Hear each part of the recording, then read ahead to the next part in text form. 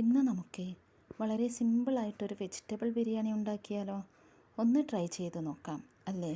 ഇതിനു വേണ്ടി ഒരു പാനിലേക്ക് കുറച്ച് വെളിച്ചെണ്ണയും നെയ്യും ഒഴിക്കുക. അതിൽ അണ്ടിപ്പരിപ്പും മുന്തിരിയും വറുത്തുകോരുക. ആ പാനിൽ തന്നെ അല്പം സവാള വറുത്തുകോരി മാറ്റി വയ്ക്കുക.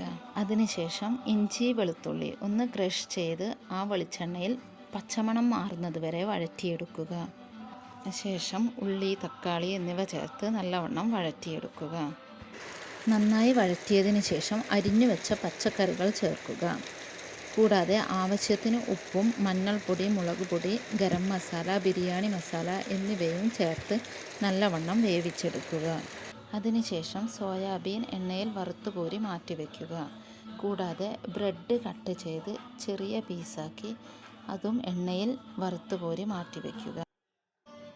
ബിരിയാണി അരി ഒരു 1/4 ഭാഗത്തോളം വേവിച്ചെടുക്കുക. ശേഷം ഒരു വലിയ പാത്രത്തിലേക്ക് ഇത് ദം ചെയ്തെടുക്കുക. Vegetable biryani ready.